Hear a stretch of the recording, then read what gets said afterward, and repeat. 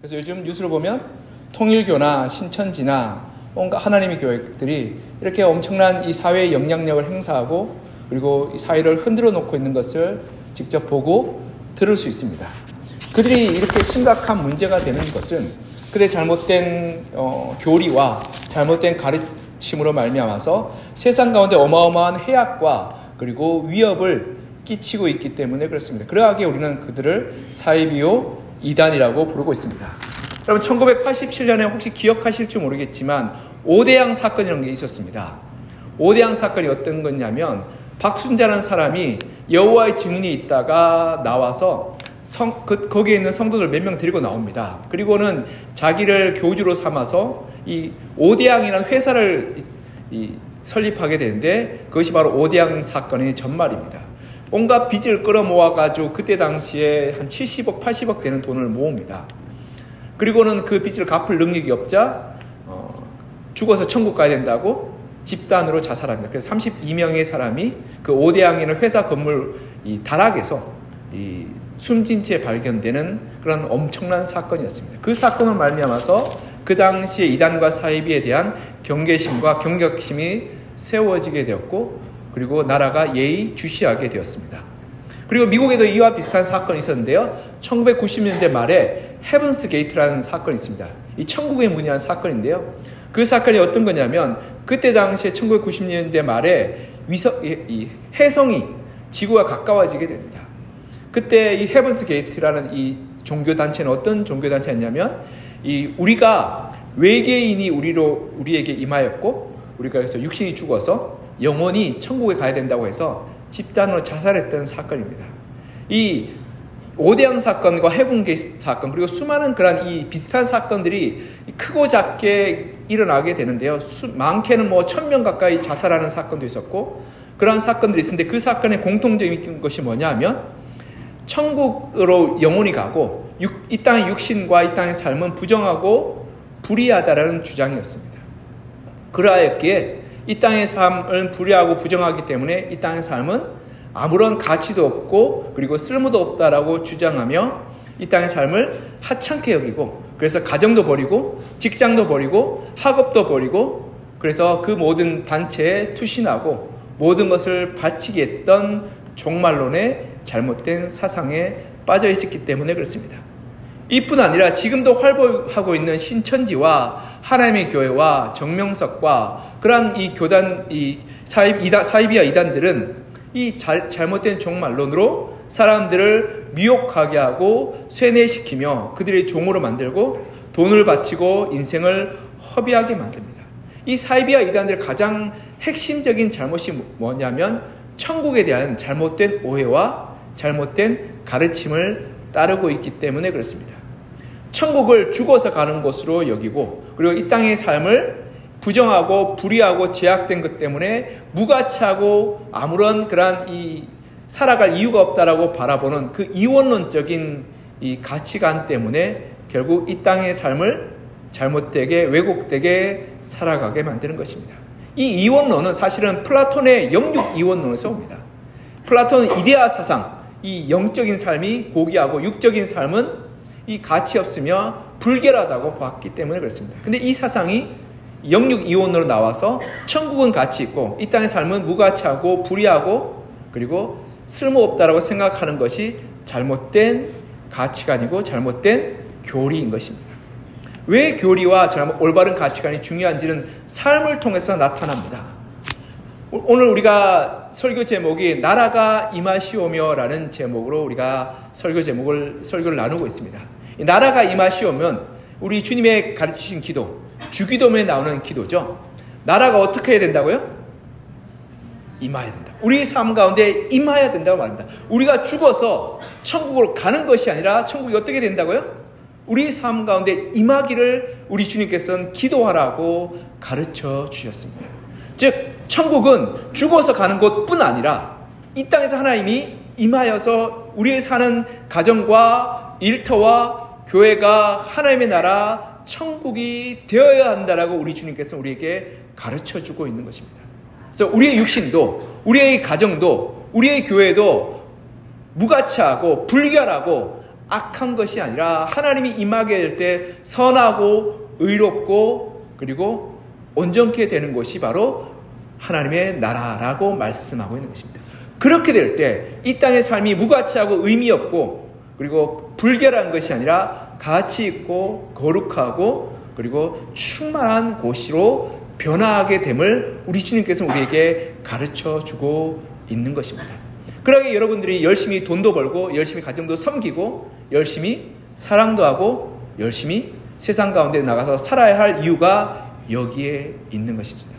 하나님 나라가 우리 삶 가운데 임하기 때문에 그렇습니다.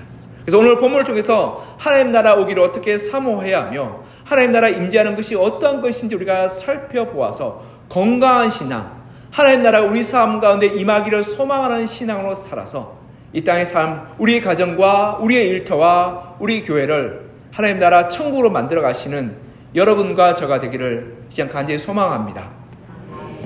첫 번째로 우리가 알아야 할 사실은 하나님 나라는 하나님이 다스리는 곳이 바로 하나님의 나라이라는 사실입니다. 우리 본문 20절 같이 한번 읽어보겠습니다. 20절 시작. 바리새인들이 하나님 나라가 어느 때 임하나이까 묻거늘 예수께서 대답하여 이르시되 하나님의 나라는 볼 수 있게 임하는 것이 아니요. 아멘. 바리새인들은 하나님 나라가 언제 이루어질지를 물었습니다. 이 말은 무슨 말이냐면 이스라엘의 건국이 언제 될지에 대해서 물었던 겁니다. 이스라엘 백성 유대인들이 바랬던 것은 어떤 하나님의 나라입니까? 이스라엘 유대인들이 만드는 다윗과 솔로몬의 왕국처럼 주변의 여러 나라를 정복하고 여러 나라를 다스리고 그리고 부귀와 영화와 그리고 권능으로 가득 찬 나라, 영토와 국경이 있는 나라, 그 나라를 이스라엘 백성들이 꿈꾸었던 것입니다. 그래서 그들은 예수님께 나와 당신이 만들 하나님의 나라는 언제 이루어집니까? 라고 물었던 것입니다. 그런데요, 예수님은 결코 이 땅 가운데 영토와 국경과 제도와 국민이 있는 나라를 세우고자 하지 않으셨습니다. 이것이 굉장히 중요한 이 하나님의 의도요 뜻입니다. 이게 무슨 말이냐면 영토와 국경은 필연적으로 나라를 나누게 됩니다. 그렇게 될 때 어떻게 되냐면 차별을 만들게 되고 다툼과 분쟁을 나누게 됩니다. 여러분 한번 생각해 주십시오. 지금 러시아와 우크라이나가 싸우고 있습니다. 왜 싸우고 있습니까? 영토를 얻기 때문에 싸웁니다. 여러분 이스라엘과 하마스가 전쟁하고 있습니다. 가자 지구를 쳐들어가서 이스라엘이 수많은 사람들을 죽이고 있다고 방송을 이야기하고 있습니다. 왜 그렇습니까? 영토 때문입니다. 태국과 캄보디아가 싸우고 있습니다. 왜 싸우고 있습니까? 영토 때문입니다. 인도와 파키스탄이 싸웁니다. 왜 싸우겠습니까? 영토 때문입니다. 대만과 중국이 갈등이 일으킵니다. 왜 싸웁니까? 영토 때문입니다. 여러분 국경과 영토가 있는 순간 너와 나의 차별이 일어나게 되고 결국 분쟁과 다툼과 갈등이 나타나게 됩니다. 여러분 유럽의 십자가 운동도 종교전쟁으로 포장했지만 결국 그 속을 까발려 보면 영토 때문이었습니다. 한 평의 땅을 더 얻기 위한 전쟁이었던 겁니다. 거기에 하나님 나라는 임할 수 없었습니다. 하나님 나라는 특정 국경과 인종과 국민으로 한계 지을 수 또한 없습니다. 여러분 특별한 인종과 민족으로 한계 짓게 될 때 결국 차별과 배제가 일어나게 됩니다. 오늘 본문에 나타난 바리새인들은 유대인들이 세우는 하나님 나라를 꿈꿔왔습니다. 그들은 그렇기에 자기 하나님의 선택된 선민이라고 생각하였고 다른 이방인들을 멸시하고 차별하고 무시하였습니다. 그리고 그 전통이 2000년 동안 지금까지도 이어지고 있습니다. 그런데요, 그 유대인들을 싫어하고 미워했던 유럽인들조차도 똑같이 행동했습니다. 여러분 2차 대전 때 독일이 어떻게 했습니까? 유대인들과 장애인들과 집시들을 열등한 민족이라고 생각하여서 그들을 가스실로 넣어서 수백만의 사람들을 살해하였습니다. 이것이 그들이 우월한 민족, 선택되던 민족이라고 생각할 때 일어나는 문제였습니다. 하나님 나라 이렇게 영토와 민족과 사람에게 구별해서 임하지 않습니다. 하나님 나라는 하나님이 다스린 곳이 바로 하나님의 나라인 것입니다. 이 땅의 어느 곳이든지 간에 하나님 나라는 보이게 임하는 것이 아니라 나타나게 구별되게 임하는 것이 아니라 하나님을 사모하고 하나님을 바라는 그 어느 민족, 어느 사람에게든지 임하고 역사하십니다. 그러하기 우리가 이것을 올바르게 알아야 하는 것입니다. 하나님 우주 만물의 주인이시고 하나님 모든 인류의 창조하신 분이시며 모든 피조물의 아버지입니다. 그러하기에 하나님은 어느 한 지역을 구별하거나 제한하지도 않고 어느 한 인종을 선택하지도 않으십니다. 아브라함을 하나님께서 창세기 12장에 선택하면서 했던 말이 있습니다. 너는 모든 민족의 복이 될지라. 아브라함을 특별히 구분해서 다른 사람을 차별한 것이 아니라 아브라함을 선택하고는 모든 민족을 하나님께서 선택하셨던 겁니다. 우리가 이 말씀을 제대로 이해하지 못한다면 우리는 하나님의 나라를 올바르게 이해하지 못하고 차별과 구별과 다툼과 나눔으로 나아가게 되는 것입니다. 여러분, 하나님의 나라는 차별과 구별과 다툼이 없는 것입니다. 왜냐하면 하나님의 다스림은 이러한 차별과 구별과 국경이 없기 때문에 그렇습니다. 그러하게 우리 주님께서는 하나님의 나라를 볼 수 있게 임하는 것이 아니라고 말씀하셨던 겁니다. 즉 얼굴색으로, 피부색으로, 그리고 언어로, 국경과 영토로 구별되는 것이 아니라 하나님의 나라는 볼 수 있게 임하는 것이 아니라 각 사람 심령과 삶 가운데 임하고 다스림이 나타나는 것이 바로 하나님의 나라라고 말씀하고 있는 것입니다. 그러하게 하나님의 나라는 하나님의 다스림이 있는 곳, 하나님의 의로우심과 선하심과 공평하심이 있는 곳이 바로 하나님의 나라인 것입니다. 그러하게 우리가 하나님의 나라를 지금 이 자리에 이루어갈 수 있으며 우리가 사모하고 소망할 때 하나님께서 이 자리 가운데 다스림의 역사가 나타나게 될 때 이곳이 바로 하나님의 나라요 천국이 되는 것입니다. 사랑하는 성도 여러분, 우리가 하나님의 나라를 사모하게 될 때 이 자리가 바로 하나님의 나라가 되는 것입니다. 하나님의 의와 공평과 그리고 선하신 다스림이 있는 곳, 그래서 하나님의 법으로 이루어지는 우리의 삶의 가정과 우리의 삶의 공동체와 우리의 삶의 모든 모습들이 하나님의 나라가 되어져 가는 것입니다. 이렇게 남과 다름을 차별하거나 구별하지 않고 하나님 앞에서 우리가 평등하게, 공평하게, 의롭게, 선하게 사는 곳이 바로 하나님의 다스린 곳이요 하나님의 역사가 나타나는 하나님의 나라인 것입니다. 그런 하나님의 나라를 꿈꾸며 소망하는 여러분과 저가 되기를 시장 간절히 소망하며 축복합니다. 두 번째 하나님의 나라는 우리의 삶에서 이루어지는 곳입니다. 우리 본문 21절 같이 한번 읽어볼까요? 시작. 또 여기 있다 저기 있다고 못하리니 하나님의 나라는 너희 안에 있느니라. 아멘. 예수님 앞서서 바리새인들에게 말씀하시기를 하나님 나라가 국가와 영토와 국민으로 이루어지지 않는 것임을 말씀하셨습니다. 그리고 이어서 하나님 나라는 우리의 삶 가운데서 나타나고 우리 안에서 이루어지는 것임을 말씀하셨습니다. 이 말씀은 여러 가지로 해석될 수 있는데요. 그것은 바로 어떠한 조직과 그리고 형태와 그리고 물질적인 것으로 이루어지는 것이 아니라 나 개인의 삶의 그러한 모습과 그리고 삶의 그러한 모습으로 나타나게 된다는 것을 말씀하고 있습니다. 이게 굉장히 중요한 하나님의 나라의 설명입니다. 하나님의 나라는 죽어서 가는 곳이 아니라 이 땅 가운데 임하는 것을 생각하게 될 때 그렇다면 하나님의 나라는 어떤 모습이 되어야 될까라고 생각합니다. 나라라는 개념은 어떻게 보면 국가와 영토와 국경이 있다라고 생각합니다. 근데 거기에서 우리가 함정이 빠지게 되는데 우리는 일반적으로 모이면 조직과 제도를 세웁니다. 그리고 그 조직과 제도가 하나님의 뜻에 합당하냐 합당하지 않느냐라고 우리는 구별하기 시작하게 되는 것입니다. 그럴 때 어떻게 되냐면 여러분, 대표적으로 하나님이 원하시는 국가의 제도와 조직이 어떤 모습이 되어야 할까요? 역사에 보면 왕정도 있고 공화정도 있고 민주정도 있고 공산정도 있습니다. 수많은 제도와 국가의 모습들과 조직들이 있습니다. 그런데 우리가 알아야 할 것은 어떠한 국가의 모습이나 통치제도가 하나님 나라에 어울린다는 형식으로 될 수 없다는 사실입니다. 이게 왜 중요하냐면 예를 들어서 어떠한 국가의 모습이나 통치체계가 있다 할지라도 개인이 타락하고 조직이 부패하게 될 때 결국 하나님의 나라 다스림 가운데 있지 않게 되고 그것은 지옥과 같은 것이 되는 것입니다. 예를 들어 우리가 공산 정권을 비판하고 그리고 반대하는 것은 교회가 자본주의를 옹호하거나 그 편을 들기 때문이 아닙니다. 우리가 북한 공산 정권을 반대하는 것은 그들이 인권을 유리하고 독재의 전횡을 일삼으며 하나님의 복음을 반대하고 핍박하기 때문에 우리 교회가 북한의 공산주의 사상을 반대하고 배척하는 것입니다.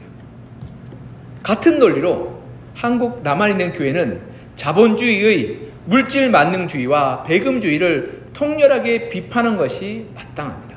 여러분, 자본주의는 하나님이 기뻐하시는 제도가 아닙니다. 물질주의는 하나님이 원하시는 제도가 아닙니다.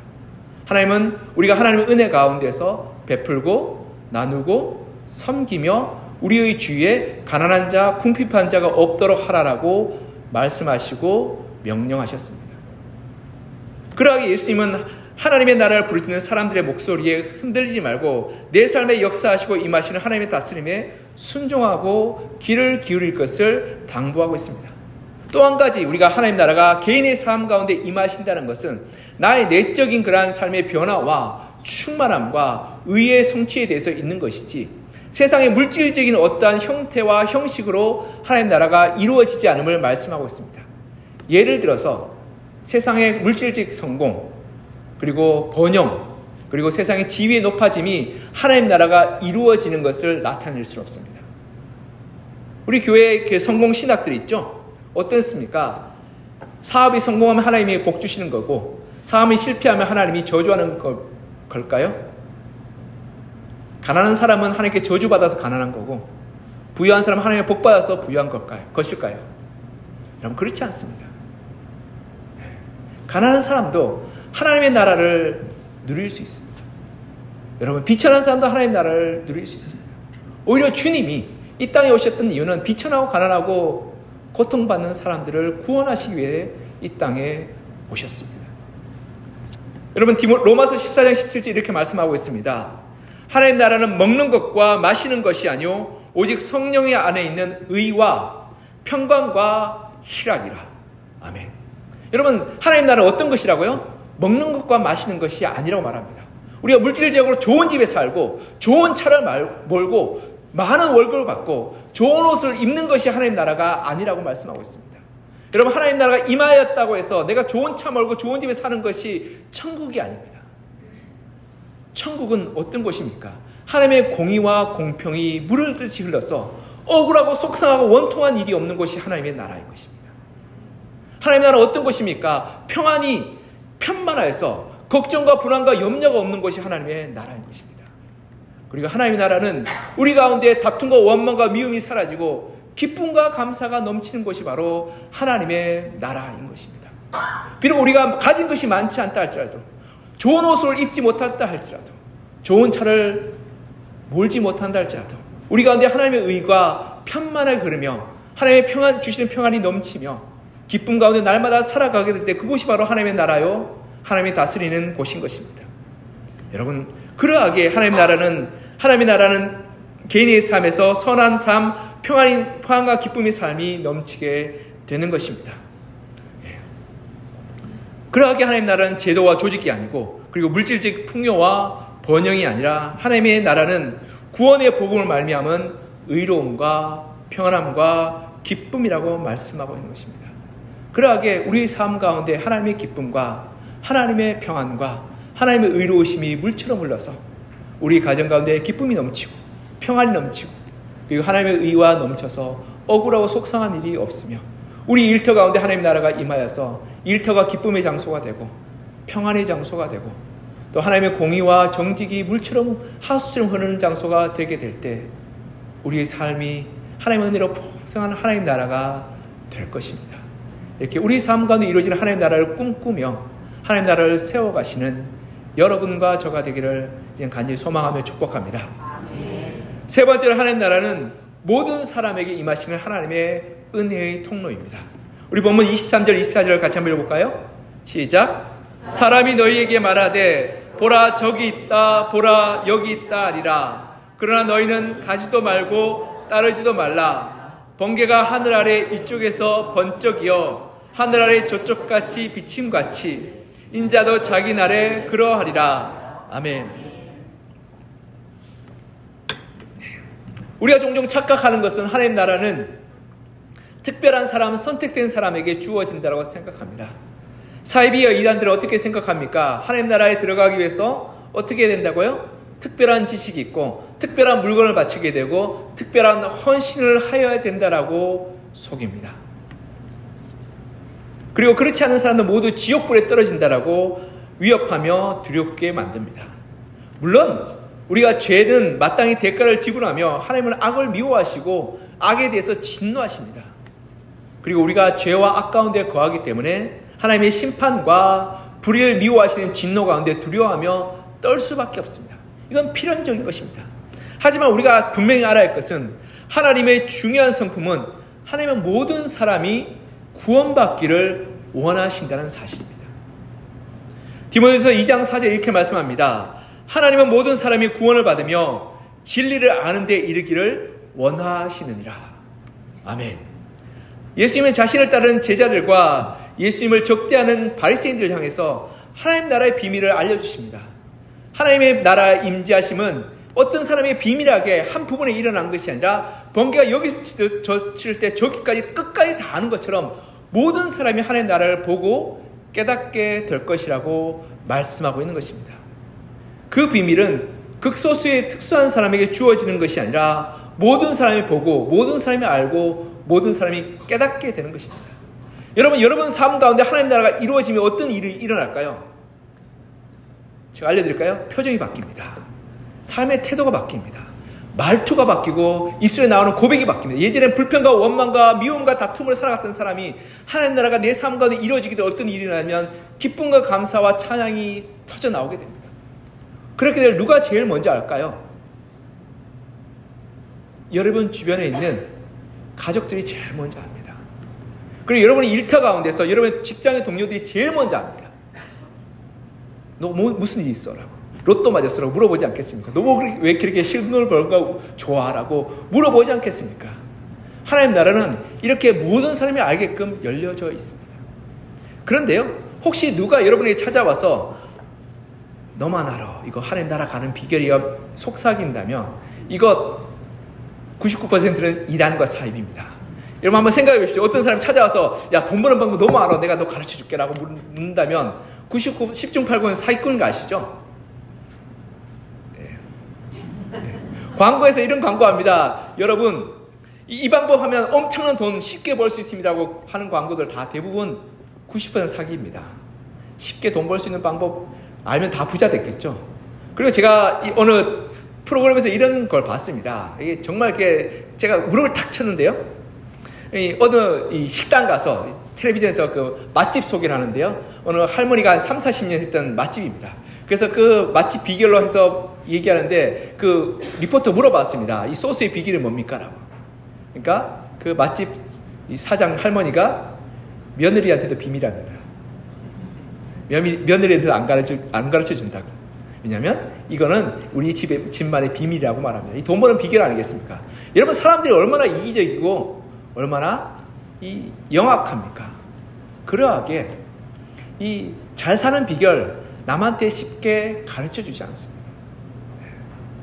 대부분 그렇게 얘기하고 이거 비밀이라고 말하는 것 사람들 다 사기꾼이요 사입입니다. 사이비도 그렇게 말하죠. 은밀하게 찾아와서 너만 알아. 이거 비밀이야. 그렇게 속일 때 우리가 어떻게 된다고요? 이 사람 사기꾼과 사이비구나 라고 이야기하고 분별해야 됩니다.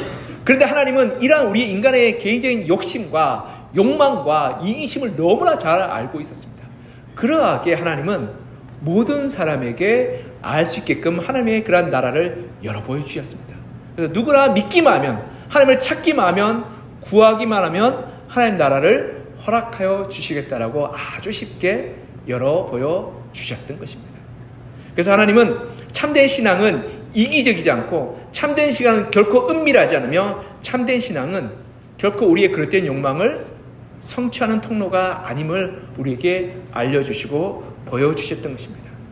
하나님 나라는 모든 사람들이 알게 하십니다.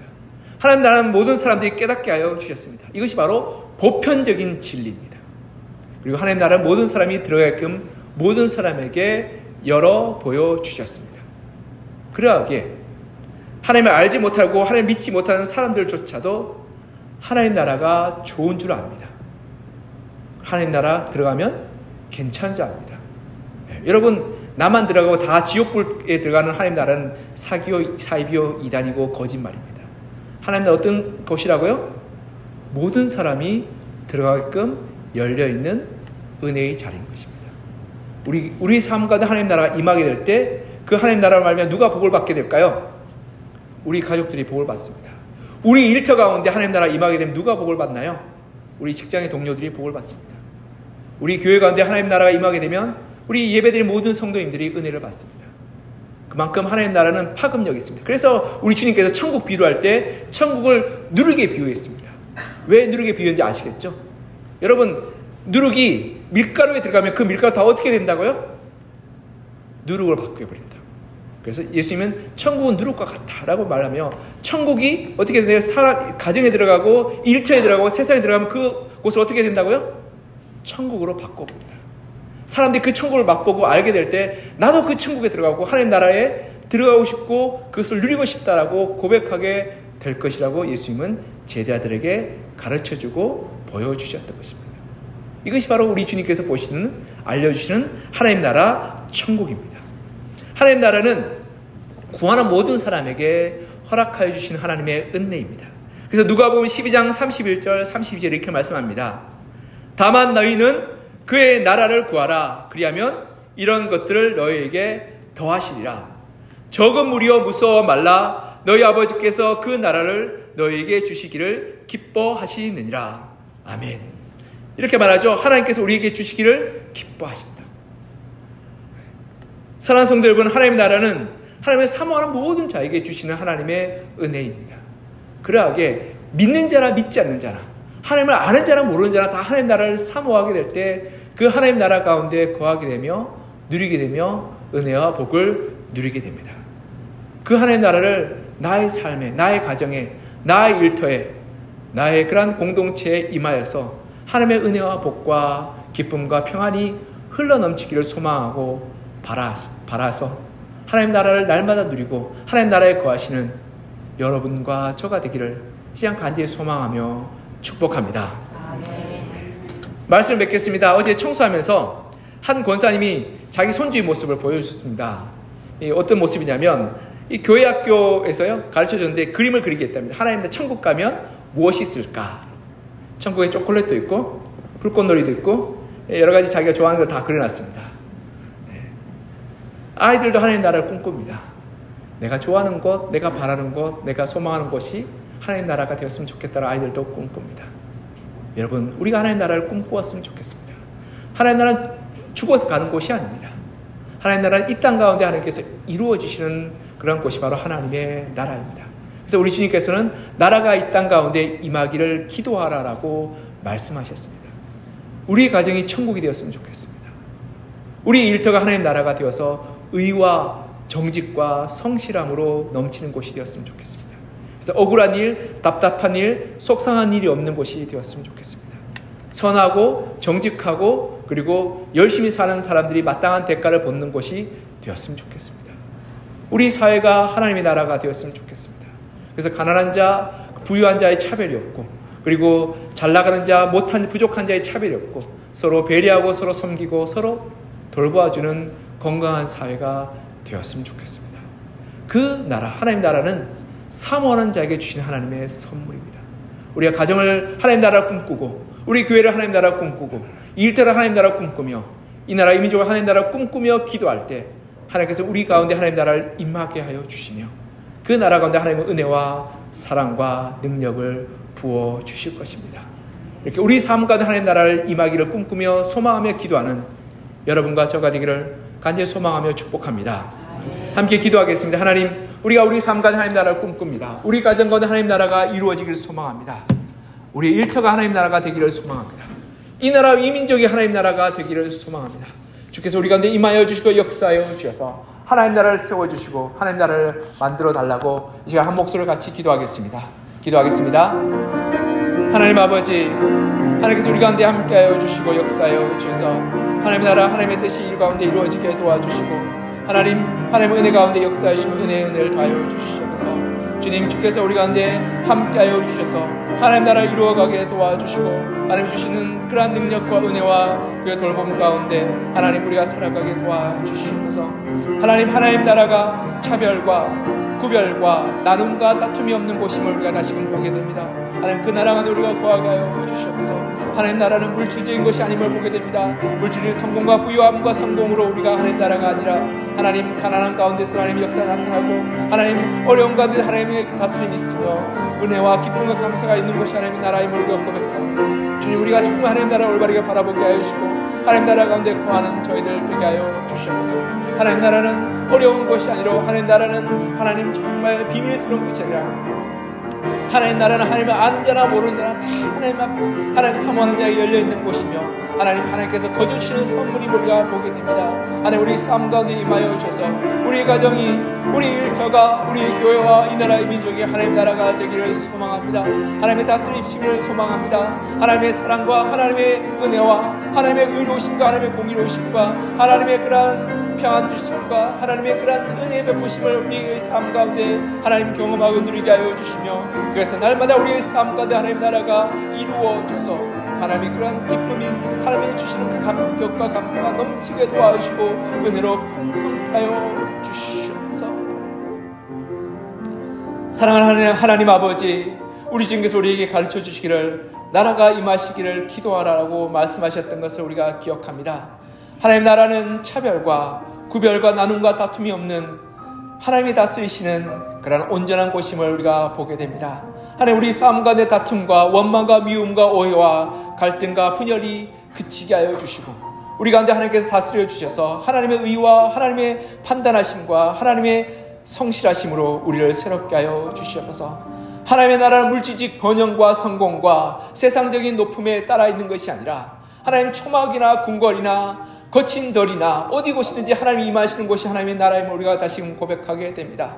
하나님, 가난하고 궁핍하고 어려운 자들에게도 하나님께서 찾아와 주셔서 만져주시고 기쁨과 감사와 감격을 회복시켜 주시고 그 가운데 은혜를 풍성케 하여 주시는 그 하나님의 은혜와 사랑을 사모하오니 우리 삶 가운데 찾아와 주셔서 하나님의 은혜로 가득하게 하여 주셔서 하나님 나라로 새롭게 만들어 주시고 우리의 삶을, 우리 가정을, 우리 일터를 천국으로 변화시켜 주시옵소서. 하나님 나라는 하나님 숨겨져 있는 것이 아니라 모든 사람이 알고 모든 사람이 깨달을 수 있으며 모든 사람이 볼 수 있는 그러한 하나님의 보편적인 진리요, 모든 사람이 사모하기만 한다면 주어지는 하나님의 은혜의 통로임을 보게 됩니다.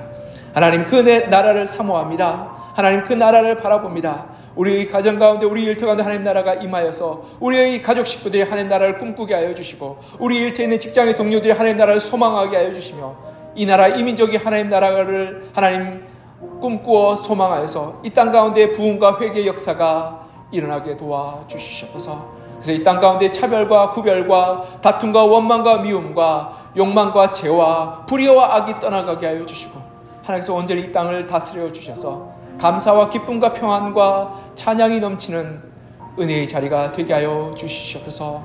이 땅 가운데 하나님 나라를 이루어 주셔서 하나님의 천국을 더욱 소망케 하여 주시기를 간절히 소망하며 살아계신 예수 그리스도의 이름으로 기도드립니다.